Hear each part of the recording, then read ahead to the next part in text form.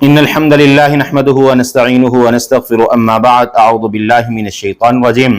بسم اللہ الرحمن الرحیم قل اعوذ برب الناس ملک الناس الہ الناس من شر الوسواس الخناس الذی یوسوس فی صدور الناس من الجنۃ والناس۔ صدق اللہ العظیم۔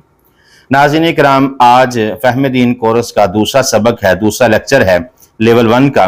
تو پچھلے سبق میں ہم نے سورۃ الفاتحہ کی تفسیر پڑھی، آج جو ہے سورۃ الناس کی تفسیر پڑھیں گے۔ تو سورۃ الناس کا پہلے ترجمہ پڑھ لیتے ہیں۔ بسم اللہ الرحمن الرحیم، شروع اللہ کے نام سے جو بڑا مہربان نہایت رحم کرنے والا ہے۔ قل اعوذ برب الناس، تو کہہ میں پناہ پکڑتا ہوں لوگوں کے رب سے، مالک الناس بادشاہ لوگوں کا جو ہے، الہ الناس لوگوں کا جو معبود ہے، من شر الوسواس الخناس وسوسہ ڈالنے والے کے شر سے جو ہٹ کر آنے والا ہے، الذی یوسوس فی صدور الناس جو لوگوں کے سینوں میں وسوسہ ڈالتا ہے، من الجنۃ والناس جنوں اور انسانوں میں سے۔ سورۃ الناس کی فضیلت یہ ہے کہ امام حسمی فرماتے ہیں رسول اللہ صلی اللہ علیہ وسلم کو دوران نماز جو ہے وہ بچھو نے ڈس لیا، تو نبی صلی اللہ علیہ وسلم جب نماز سے فارغ ہوئے پانی میں نمک ڈالا اور اس کے اوپر ملا اور ساتھ ساتھ قل یا ایہا الکافرون سورۃ الکافرون، قل هو اللہ احد سورۃ الاخلاص اور قل اعوذ برب الناس، یہ صورتیں پڑھ کے رسول اللہ صلی اللہ علیہ وآلہ وسلم جو ہے وہ دم کہتے رہے۔ تو سورت کی تفسیر کی ابتدا کرتے ہیں، قل کہہ دیجئے۔ اس پیغام کا حصہ جو تبلیغ کے لیے نبی کریم صلی اللہ علیہ وسلم پر نازل ہوا، آپ کے بعد ہر مسلمان کو بھی اسی سے مخاطب کیا گیا۔ اعوذ کہتے ہیں پناہ لینا، کسی سے پناہ میں آنا۔ پناہ مانگنے سے مراد کسی چیز سے خوف محسوس کر کے اپنے آپ کو اس سے بچانے کے لیے دوسرے کی حفاظت میں آنا، اس کی آڑ میں آنا، یعنی اپنے آپ کو بچانے کے لیے کسی آڑ میں آ جانا، اور پناہ لینا محسوس کرنا کہ جس چیز سے وہ ڈر رہا ہے خود اس کا مقابلہ نہیں کر سکتا، لیکن جس سے بچنے کے لیے دوسرے کی ضرورت پڑتی ہے وہ اس سے پناہ دینے پر قادر ہو۔ یعنی ایک چیز جس سے آپ خوف کھا رہے ہیں تو آپ خود اس کا مقابلہ نہیں کر سکتے، لیکن آپ اس سے پناہ مانگ رہے ہیں جو اس بات پر قادر ہے کہ وہ آپ کو پناہ دینا، یعنی اس سے مراد اللہ رب العالمین ہے۔ اب جو انسان کے دل میں وسوسات ہیں، جو سورۃ الناس کے اندر وسوسات کا تذکرہ کیا جا رہا ہے، تو اس میں جو ہے صرف پناہ جو ہے وہ ہم اللہ سے لے سکتے ہیں، کائنات میں کسی سے ہم شیطان کے وسوسات سے پناہ نہیں لے سکتے۔ پناہ کی ایک قسم یہ ہے کہ طبی قوانین کے مطابق عالم اسباب کے اندر رہتے ہوئے کسی محسوس مادی طاقت سے پناہ حاصل کرنا جو اسے پناہ دینے پر ظاہری طاقت رکھتی ہو، جیسا کہ دشمن سے بچنے کے لیے قلعہ بند ہونا یا حاضر و موجود لوگوں سے مدد حاصل کرنا ہے۔ اور پناہ کی دوسری قسم یہ ہے کہ کسی فوق الفطر ہستی میں پناہ لینا، یہ سمجھتے ہوئے کہ وہ ہستی عالم اسباب پر حکمران ہے۔ یہ پناہ صرف اللہ رب العالمین کے لیے سے ہی جائز ہے۔ اللہ تعالیٰ سے اس کی 3 صفات کو یاد کرتے ہوئے پناہ کی تلقین کی ہے۔ برب الناس، قل اعوذ برب الناس، رب الناس یعنی لوگوں کا رب جو ہے، جس نے جو رب ہے، رب سے پناہ مانگنا یعنی مربی اور آقا سے۔ مالک الناس یعنی تمام لوگوں کی بادشاہ جس کے پاس ہے اس سے پناہ مانگنا۔ الہ الناس یعنی تمام کائنات کا جو الہ ہے اس سے پناہ مانگنا، یعنی پناہ صرف اس سے مانگی جائے گی جو پناہ دینے کے قابل ہے۔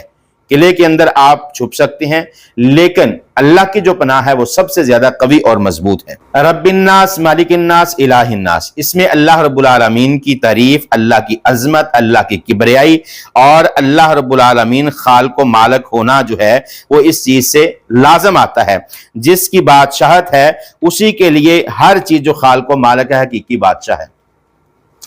تو اللہ رب العالمین نے قرآن پاک میں فرمایا وَلَمْ يَكُنْ لَهُ شَرِيكٌ فِي الْمُلْكِ، جس کی بادشاہت میں کوئی شریک نہیں، اسی کا حکم نافذ ہونا چاہیے۔ مالک الناس جو ذات خلق و ملکیت اور حاکمیت اور فرما برداری اور اس کی صفات عظیمہ کی مالک ہو، حقیقی طور پر عبادت کا لائق ہے، اور اسے الہ الناس کہا جاتا ہے۔ من شر الوسواس الخناس، خناس کے وسوسات یعنی شیطان کے جو وسوسات ہیں، خناس سے مراد شیطان ہے، شیطان جو ہر انسان پر مقرر کیا گیا، جیسے قرآن پاک میں اور حدیث میں قرین کا نام دیا گیا ہے، ارشاد باری تعالیٰ ہے وَمَن يَعْشُ عَن ذِكْرِ الرَّحْمَنِ نُقَيِّضْ لَهُ نقید لہ شیطانا فہو لہ قرین، کہ جو رحمان کی یاد سے غافل ہو گیا اس پر شیطان کو مقرر کر دیا جو اس کے ہمراہ ہوتا ہے۔ صحیح مسلم میں حدیث ہے کہ رسول اللہ صلی اللہ علیہ وسلم نے فرمایا کہ ہر شخص کے ساتھ جو ہے اللہ نے شیطان کو مقرر کر دیا ہے۔ تو صحابہ کرام فرمانے لگے اللہ کے پیغمبر آپ کے ساتھ بھی شیطان کو مقرر کیا گیا؟ رسول اللہ صلی اللہ علیہ وسلم نے فرمایا ہاں میرے ساتھ بھی شیطان کو مقرر کیا گیا ہے، لیکن اللہ نے میری مدد کی ہے، وہ میرے تابع ہو گیا، وہ صرف مجھے نیکی کا ہی حکم دیتا ہے، نیکی کے علاوہ مجھے کوئی اور حکم نہیں دیتا۔ حافظ ابو یعلا انس بن مالک رضی اللہ تعالیٰ عنہ سے روایت نقل کرتے ہیں، فرماتے ہیں رسول اللہ صلی اللہ علیہ وسلم نے فرمایا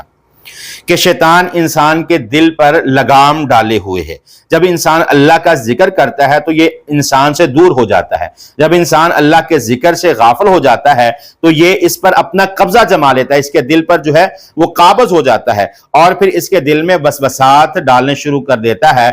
جو خناس جو ہے شیطان ہے، وسواس الخناس، جو خناس کے وسوسے ہیں، یہ اللہ رب العالمین نے قرآن میں جو ذکر کیا یہ شیطان ہے جو غیر محسوس طریقے سے جو ہے انسان کے دلوں میں وسوسے ڈالتا ہے۔ الذی یوسوس فی صدور الناس،